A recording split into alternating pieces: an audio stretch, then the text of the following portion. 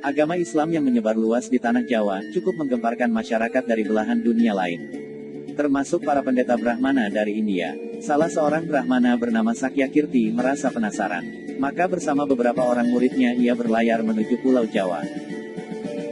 Tapi alangkah baiknya sebelum kita simak videonya sampai selesai, silahkan tekan tombol subscribe dan lonceng supaya selalu mendapatkan notifikasi video berikutnya dari kami. Di bawahnya pula kitab-kitab referensi yang telah dipelajari untuk dipergunakan berdebat dengan penyebar agama Islam di tanah Jawa. Aku Brahmana Sakyakirti, akan menantang Sunan Bonang untuk berdebat dan adu kesaktian, ujar Brahmana itu sembari berdiri di atas geladak di buritan kapal layar. Jika dia kalah, maka akan kutebas batang lehernya. Jika dia yang menang, aku akan bertekuk lutut untuk mencium telapak kakinya. Akan kuserahkan jiwa ragaku kepadanya. Murid-muridnya, yang selalu berdiri dan mengikutinya dari belakang, menjadi saksi atas sumpah yang diucapkan di tengah samudera. Namun, ketika kapal layar yang ditumpanginya sampai di perairan Tuban, mendadak laut yang tadinya tenang tiba-tiba bergolak hebat. Angin dari segala penjuru seolah berkumpul jadi satu, menghantam air laut, sehingga menimbulkan badai setinggi bukit. Dengan kesaktiannya, Brahmana Sakyakirti mencoba menggempur badai yang hendak menerjang kapal layarnya. 1-2 kali hal itu dapat dilakukannya. Namun, terjangan ombak yang kelima kali membuat kapal layarnya langsung tenggelam ke dalam laut. Dengan susah payah, dia mencabut beberapa batang balok kayu untuk menyelamatkan diri dan menolong beberapa orang muridnya, agar jangan sampai tenggelam ke dasar samudera. Walaupun pada akhirnya ia dan para pengikutnya berhasil menyelamatkan diri, namun kitab-kitab referensi yang hendak dipergunakan untuk berdebat dengan Sunan Bonang telah tenggelam ke dasar laut. Padahal kitab-kitab itu didapatkannya dengan susah payah. Cara mempelajarinya pun tidak mudah. Ia harus belajar bahasa Arab terlebih dahulu, pura-pura masuk Islam dan menjadi murid ulama besar di negeri Gujarat. Kini, setelah sampai di perairan Laut Jawa, tiba-tiba kitab-kitab yang tebal itu hilang musnah ditelan air laut. Tapi niatnya untuk mengadu ilmu dengan Sunan Bonang tak pernah surut. Ia dan murid-muridnya telah terdampar di tepi pantai yang tak pernah dikenalnya. Ia agak bingung harus kemana untuk mencari Sunan Bonang. Ia menoleh ke sana kemari, mencari seseorang untuk dimintai petunjuk jalan. Namun tak terlihat seorang pun di pantai itu. Saat hampir putus asa, tiba-tiba di kejauhan ia melihat seorang lelaki berjubah putih, sedang berjalan sembari membawa tongkat.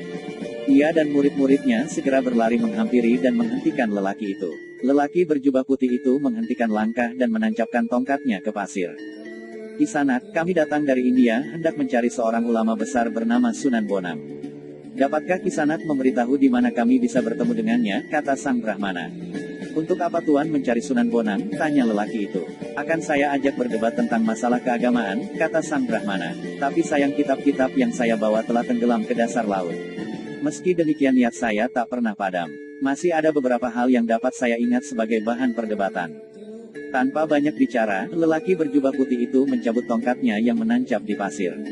Mendadak tersemburlah air dari lubang bekas tongkat itu menancap, membawa keluar semua kitab yang dibawa sang Brahmana.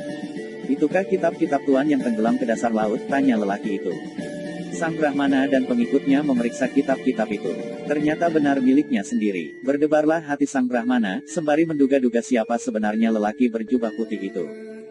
Murid-murid sang Brahmana yang sejak tadi sudah kehausan, langsung aja menyerobot air jernih yang memancar itu. Brahmana Sakyakirti memandangnya dengan rasa khawatir, jangan-jangan muridnya itu akan segera mabok karena meminum air di tepi laut yang pastilah banyak mengandung garam.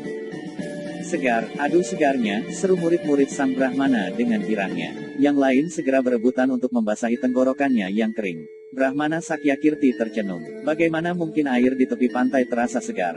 Ia mencicipinya sedikit. Memang segar rasanya. Rasa herannya makin menjadi-jadi terlebih jika berpikir tentang kemampuan lelaki berjubah putih itu dalam menciptakan lubang air memancar, dan mampu menghisap kitab-kitab yang telah tenggelam ke dasar laut. Pastilah orang berjubah putih itu bukan orang sembarangan. Ia sudah mengerahkan ilmunya untuk mendeteksi apakah semua itu hanya tipuan ilmu sihir. Ternyata bukan ilmu sihir, tapi kenyataan. 1000 Brahmana di India tak mampu melakukan hal ini, pikir sang Brahmana. Dengan rasa was-was, takut dan gentar ia menatap wajah orang berjubah putih itu. "Apakah nama daerah tempat saya terdampar ini?" tanya sang Brahmana dengan hati kebat-kebit. "Tuan berada di pantai Tuban," jawab lelaki itu. Serta-merta Brahmana dan para pengikutnya menjatuhkan diri berlutut di hadapan lelaki itu. Mereka sudah dapat menduga pastilah lelaki berjubah putih itu adalah Sunan Bonang sendiri. Bangunlah, untuk apa kau berlutut kepadaku?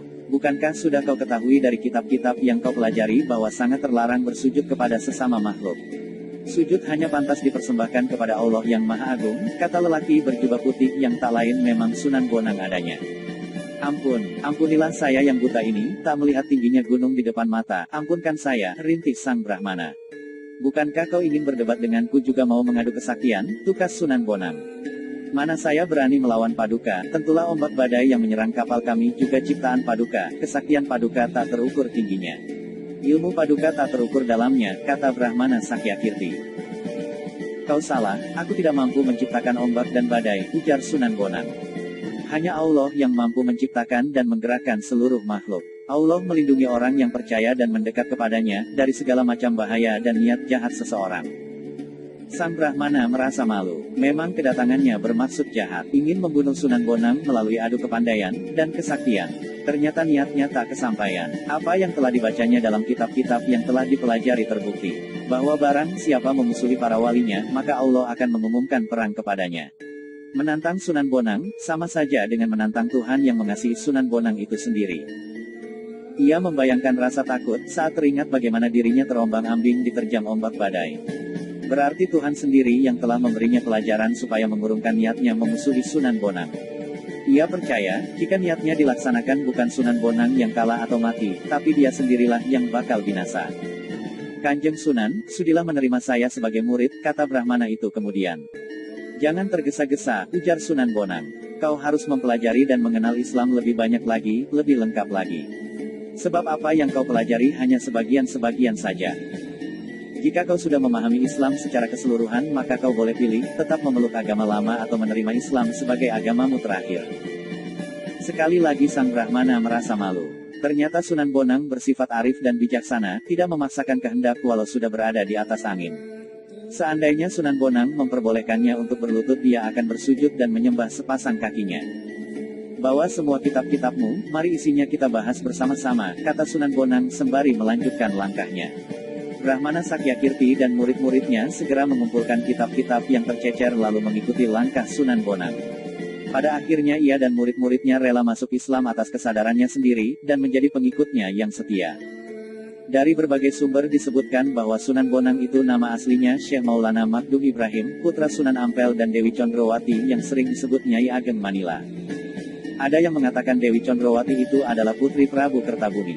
Dengan demikian Raden Magdum adalah salah seorang pangeran Majapahit. Karena ibunya adalah putri Raja Majapahit dan ayahnya adalah menantu Raja Majapahit. Sebagai seorang wali yang disegani dan dianggap mufti atau pemimpin agama setanah Jawa, tentu saja Sunan Ampel mempunyai ilmu yang sangat tinggi. Sejak kecil, Raden Magdum Ibrahim sudah diberi pelajaran agama Islam secara tekun dan disiplin. Sudah bukan rahasia lagi, bahwa latihan atau riada para wali itu lebih berat daripada orang awam. Raden Magdum Ibrahim adalah calon wali yang besar, maka Sunan Ampel sejak dini juga mempersiapkan sebaik mungkin. Disebutkan dari berbagai literatur, bahwa Raden Magdum Ibrahim dan Raden Paku sewaktu masih remaja, meneruskan pelajaran agama Islam hingga ke tanah seberang, yaitu negeri Pasai. Keduanya menambah pengetahuan kepada Syekh Awalul Islam atau ayah kandung dari Sunan Giri, juga belajar kepada para ulama besar yang banyak menetap di negeri Pasai. Seperti ulama ahli tasawuf yang berasal dari Baghdad, Mesir, Arab, dan Persia atau Iran. Sesudah belajar di negeri Pasai, Raden Magdum Ibrahim dan Raden Paku pulang ke Jawa. Raden Paku kembali ke Gresik, mendirikan pesantren di Giri, sehingga terkenal sebagai Sunan Giri.